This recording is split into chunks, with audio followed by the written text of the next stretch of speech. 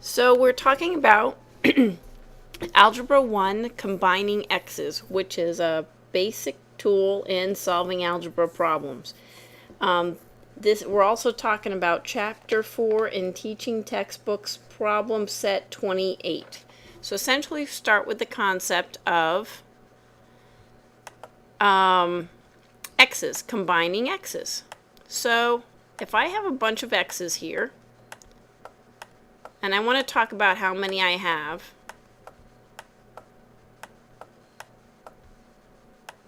I can count them. Let's count how many x's I have. I have 1, 2, 3, 4, 5, 6, 7 x's. I essentially added them. 1x plus another x is 2x's, plus another x is 3x's, plus another x is 4x's, plus another x is 5x's, plus another x is 6x's, plus another x is 7x's. When I say 7 x's, I mean I have 7 x's just like I might have 7 stars. Or just like I might have 7 apples.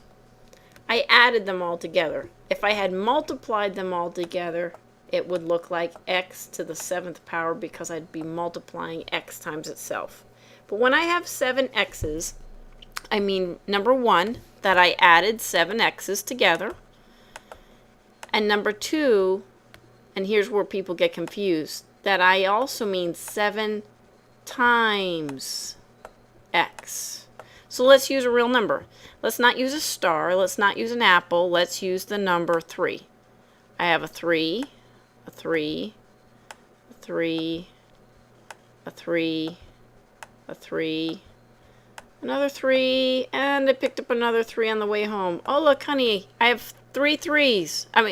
Let's see how many 3s I have. I got all these 3s on the way home. How many do I have? 1, 2, 3, 4, 5, 6, 7. I have 7 3s. Let's add all these 3s together. 3 plus 3 is 6. 6 plus another 3 is 9. 9 plus another 3 is 12. 12 plus another 3 is 15. 15 plus another 3 is 18. 18 plus another 3 is 21. I added all the 3's together. So I can either say that I have a total of 21, or I can say that I have 7 3's, which means 7 times 3, which also equals 21. So that's the concept behind saying that we have 7 x's. We added x together 7 times, or 7 times x. So that is essentially question number 1. Question number 2 speaks for itself. Every time we use a letter in an equation, that letter needs to represent the same number, or else the whole concept of algebra won't work. So anytime we talk about a different number, we have to assign it a different letter or a different shape or a different little symbol. So essentially we're going to do problem number 18. And problem number 18 says this: 2x minus 3x equals 1. What we want to do is, we don't really need to do anything to each side of the equation yet. We need to simplify. And simplifying is something we do over and over in algebra. We need to simplify this side. Why? Because we have 2 like terms. So in case we forgot, this is a term and this is a term. And they're like each other because they both have the same variable in it, x. So we can combine them. Just like if they only had 2 and 3, they would be like terms because they were both just regular plain normal numbers. So here I have 2 x's. I have a group of 2 x's. And somebody wants to come along and take away 3 of them.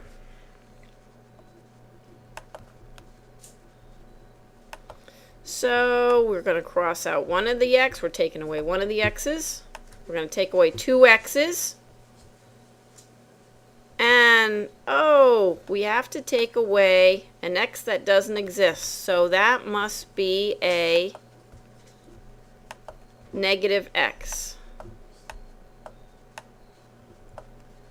So we essentially have negative 1x because we're taking away more x's than originally existed. So this ends up being a number line problem. Here's our number line. Here's our number line. And here's our 0. Our 1. Our 2. Our negative 1. And our negative 2. And so on our number line, we can do this on the number line without even talking about our x's. Because if we just focus on the numbers, we can just add the x later, the x is implied. So let's just focus on our numbers because they're like terms. So we're starting at the number 2 because we have 2 x's, and we're going to subtract 3. So that means we're going to hop backwards 3. 1, 2, 3. Oh, look, we end up at negative 1. So 2 minus 3 equals negative 1, which also means 2x minus 3x equals negative 1x. You can also write this as negative x, but while we're still learning all this, let's just stick to negative 1x. The other thing that you want to learn is that 2x minus 3x is the same as 2x plus negative 3x, which you just saw. You saw 2 plus, we're going to add rather than multiply or divide. But we're going to add a negative number, so we're going to hop backwards a negative. The negative is the hopping backwards, and we're going to do it 3 times.